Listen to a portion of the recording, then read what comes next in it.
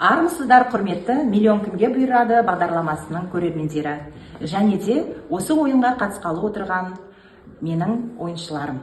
Бүгін сендерге сәттілік тілей отырып ойынды бастағалы отырмыз. Ойынды бастамас бұрын сіздерге осы ойынның шығу тарихымен бөліссем деймін. Бұл ойын Who Wants to be Million деген тақырыппен үлкен проект болып, яғни жоба болып қалыптасқан болатын. Негізін қалаған жер Ұлыбритания. Сол Ұлыбританияның үлкен жобасын бүткіл дүние жүзі қолданды.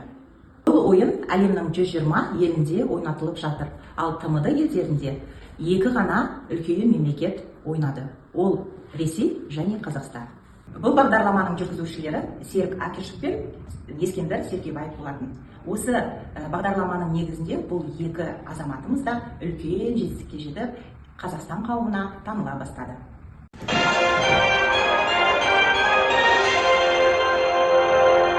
Ал құрметті оқырман, көптен күткен біздің миллион кімге бұйырады интеллектуалдық ойынына қош келіпсіздер. Оның бүгін жүргізушісі мен, қазақ тілі әдебиет пәні мұғалімі Бекетова Салтанат Нұралықызы, және де осы ойынға қатысушы 9-10 сынып оқушылары.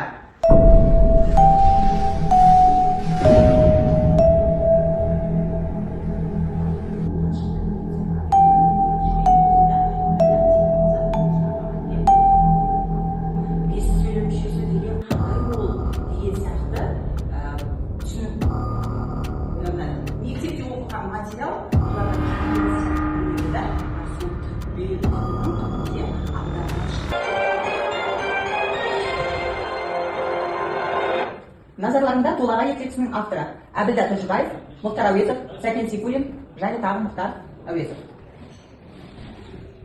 Тәжібаев. Даусың шығарып айтамын. Әбілда Тәжібаев. Дұрыс бала. Әйелі жауап берді. Толаға ертегісінің авторы Әбілда Тәжібаев.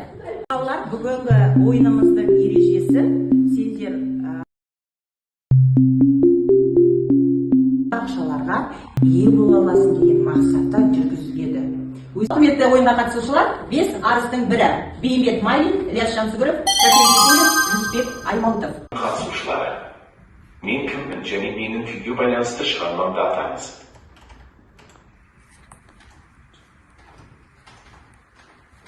Сен қай сомадағы сұрақты таңдар едің?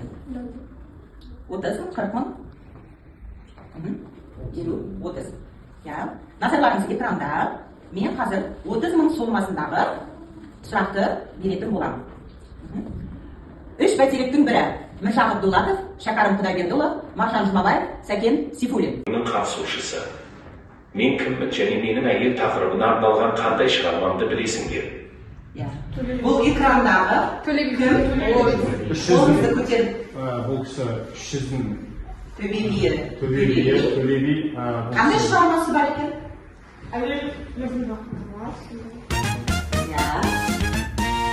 Әйел ердің бақыты. Естеріңде ме? Құрметті миллион кімге бұйырады ойынның қатысушылары. Халық ауыз әдебиетінің үлгілерінің ішінде ертегі қаншаға бөлінеді? Түрлерін атап берсеңіз. Ертегі үшке бөлінеді, жан-жануарлар, шыншылдар және де Қиялғажайып. Сұрақ назарларында. Әкесі 9 ұлын үйлендірем деп айып болған ертегі. Ертөстік. Кім жауап берді? Арай ертөстік деп жауап берді. Дұрыс, ертөстік ертегісі. Сұрақ композициялық талдауда 3-ші орын алатын қайсы? Шарықтау шегі. Құрметті оқушылар, ойын жалпы сендерге ұнады ма? Қазір кім айта алады? Әрбір ойынның жеңімпазы болады, жеңіс тапқан кездері болады, оған ешқандай қаймықпаймыз. Қазір сендерді марапаттау сәті, яғни жеңімпазды анықтау сәті бұйырып тұр. Бұл ойын маған қатты ұнады. Мен бұл ойынды бұрын соңды ойнап көрмегенмін, және осы ойын арқылы салқындап біздің тіл байлығымызды жақсартып, білімнің артымыздан қалмайтындығын көрсетіп, және де сұрақтардың қандай жағдай болмасын, осы сұрақтардың кездесетіндігін дәлелдеді. Рахмет. Және бұл сұрақтар бізде болашақта өзінің үлесін тигізіп, бізге жақсылықтар алып келіп, осындай миллион болмаса да 10 мың теңге, 5 мың теңге ұтып аламыз деп ойлаймын. Неше түрлі қазіргі оқушысында ғой, Инстаграмда тұрғыз қойып кез келген оқушыны иә мынау абайдың қанша қара сөзі бар қай жылы туған деген сияқты сұрап жатыр. Кейбір оқушылар өкінішке орай білмей жауап қайтара алмай жатыр. Рас қой бала? Рас. Келесі кім айтады? Ойыма қатты ұнады. Бұндай бұл ойын мен ойлағаннан да жоғары деңгейде өтті. Бұндай интеллектуалды ойындардың көптеп болғанын құптаймын. Оған бірден бір дәлел бұрын соңды өткен тақырыптардың алдынан қайтып келетіндігі және де кезінде дайындалған осы шығармалар тақырыптар және де поэмалардың өмірде де шын мәнінде үлесін қосатындығы туралы ой түйдік. ой түйдік. Жарайсыңдар балалар, қатысқандарыңа рахмет. Қазір марапаттайтын боламын. Отыра миллион кімге бұйырады атты интеллектуалды ойынға қатысып, ой ұшқырлығымен, шапшаңдығымен ерекшеленіп, көзге көрініп, жақсы қатысып отырған Арайды марапаттағым келеді. Және де тура осындай мәтінде Кәусарды марапаттағым келеді. Дәл осы мәтінде Зинаны марапаттағым келеді. Дәл осындай мәтінде Әділжанды марапаттағым келеді. Әділжан. Енді дәл осындай мәтінде Қажымұханды марапаттағым. Керемет база Зинаға, Кәусарға блокнот бізге өте қажет.